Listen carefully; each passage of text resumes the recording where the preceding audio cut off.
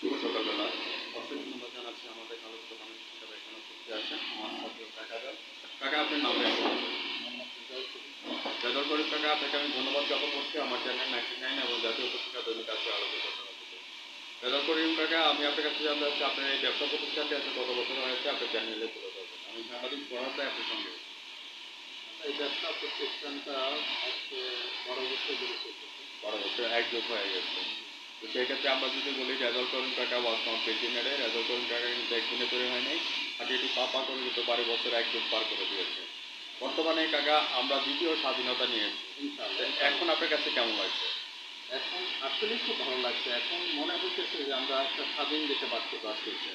এতদিন যেটা মনে হয়েছিল যে আসলে আমরা একটা স্বাধীন দেশে না, একটা পরাধীন দেশে জিম্মি হয়ে আছি, এটাই আমাদের মনে হয়েছে। কাকা স্বাধীনতার সূর্য অস্তমিত হলে ফিরে পাওয়া তার কঠিন, একমাত্র ছাত্র সমাজে আজকে আমাদেরকে এই প্ল্যাটফর্মে নিয়ে আসে। এখন বর্তমানে আপনাদের ব্যবসা বাণিজ্য পরিস্থিতি কেমন কাজ যাচ্ছে? রেজাউল করিম কাকা আপনার চ্যানেল 99 তুলে ধরবেন।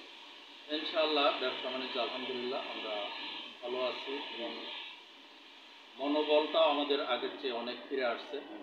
তো আর আমি সর্বপ্রথম জানাচ্ছি ওই শহীদদের প্রতি যারা এই স্বাধীনতা আনার জন্য জীবনকে বিসর্জন দিয়েছে। আমি তাদের রূহের মাগফিরাত কামনা করি। আল্লাহ তাদেরকে তার অতীতের সমস্ত ভুল ত্রুটি ক্ষমা করে জান্নাতের উচ্চ মাকাম দান করেন, এটা আমার মনের থেকে তাদের জন্য দোয়া। এবং যারা আহত হয়েছেন তাদের জন্য আমার বলা, আল্লাহ যেন তাদেরকে অতি তাড়াতাড়ি সুস্থতা দান করেন এবং স্বাভাবিক জীবনে তাদেরকে যেন ফিরিয়ে আনেন। এবং এই যে আমরা যে অর্জন করেছি, আমি জাতির উদ্দেশ্যে সেটাই বলবো যে অর্জনকে আমাদের ধরে রাখতে হবে।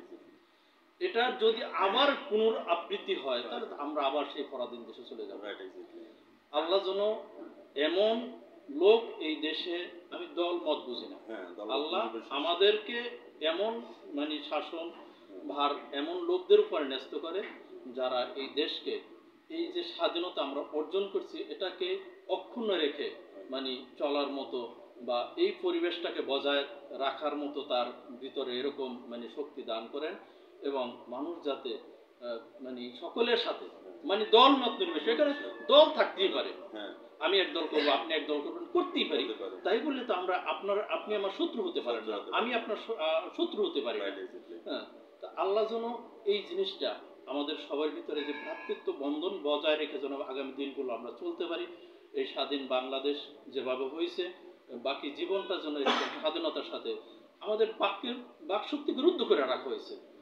আমাদের প্রত্যেকটা সময় আমরা যেন এরকম ছিলাম যে কখন জানি আমরা কি না জানি হয়ে যায়, আমি কখন জানি গ্রেফতার হই না, আমি কি করলাম, তো সবসময় একটা আতঙ্কের ভিতরে আসলে মানুষ ছিল।